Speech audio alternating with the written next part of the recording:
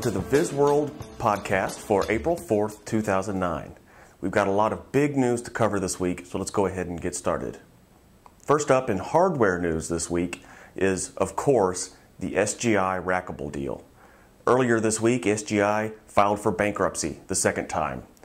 Shortly thereafter, Rackable Systems, a very small computer company, announced that they were going to acquire them.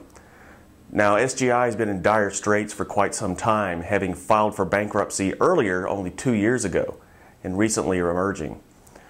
This acquisition is a little strange for several reasons. First off, Rackable is only 300 employees with really nothing in the high-performance computing space or visualization space, while SGI is currently at almost 1,200 employees. Secondly, this is being done under a Section 363. I won't get into all the details of this other than to say it's a very rapid bankruptcy emerging strategy, so that within 25 days, SGI will be Rackable Systems if everything goes according to plan. You can get the full details on this on the special edition podcast released earlier this week, complete with commentary from John West of Inside HPC and a phone interview conducted with Bob Petty, the Vice President of Corporate Marketing for SGI. Also this week, ARM came back on the scene. Not many people are aware of what ARM is and what ARM does, but they make small microprocessors that are frequently used in embedded systems, cell phones and such. Now, they've come out this week announcing a new mobile graphics chip that the press releases say are comparable to the Xbox 360. Now, this doesn't make a lot of sense to me, so I dug into it.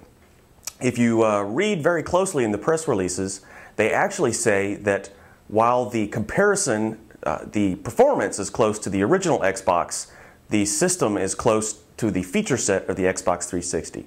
Well, what does this really mean? If you look closely at the new ARM chip specs, the few that they've released, compared to the Xbox 360 chip from ATI called the Xenos C1 and the original Xbox chip from NVIDIA called the NV2A, you'll see that the benchmarks and statistics just don't really come anywhere close to the Xbox 360.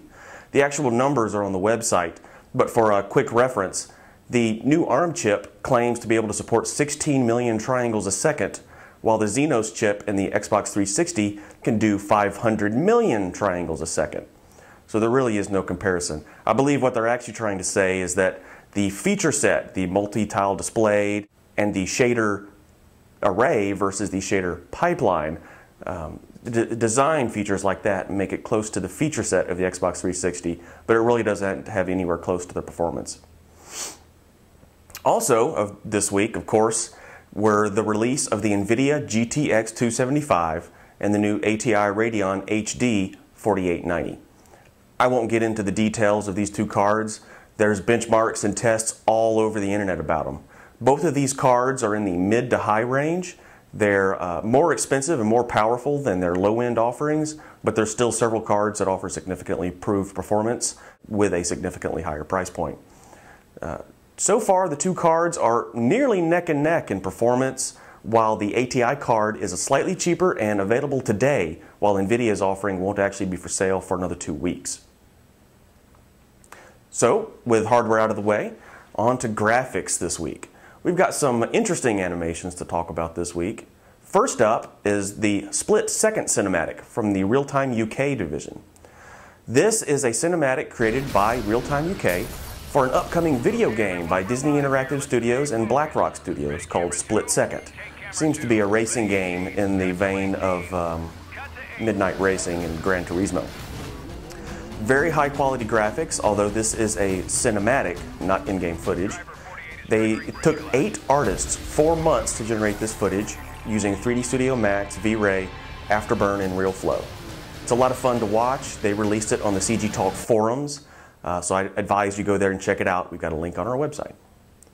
Also this week, Fusion CIS and Digital Motion Graphics released a commercial that they did with a group called Fonterra for their smart water product. It's an interesting animation as the main character is actually water. Given that the product is smart water, I guess it makes sense. They used a lot of RealFlow and digital water morphing technology that was being developed by DMG. It's an interesting commercial. I suggest you check it out. Also this week, Ballistic Publishing, the publishing arm of CG Society, is having a massive warehouse liquidation sale. So they've got a lot of books that are 50% off. So I suggest you go check it out if you're in the market for any kind of animation, graphics, or digital artistry textbooks. Finally, there's a new commercial out for the Dell Adamo. This was done by Magnetic Dreams. They used a lot of XSI and Luxology's Modo to animate robotic arms assembling and creating the Dell Adamo ultralight aluminum notebook. It's a very interesting animation. They've done a lot of high quality work, granted that the entire thing is rendered in a 3D animation package. It's very nice. Last up for the week in science, the big story is a $30 million grant from the Department of Homeland Security to Purdue and Rutgers for this new information visualization system that they're working on. Now, it's possible that this is related to a RFI, request for information, that came out of the Department of Homeland Security earlier this week. The goal is to create a system that in the event of a crisis can take camera data, photographic data, news stories, media, all this information from different sources, analyze it and present it in some usable way that they can garner information that they don't have from people on the ground. It's a very useful product. Things like this people have been trying to develop for many years. So let's hope that Rutgers and Purdue can pull something out of this. Also this week, NOAA, the Naval Oceanographic Office, released a report on the melting of the polar ice sheets. Now, they release one of these every couple of years, nothing new there.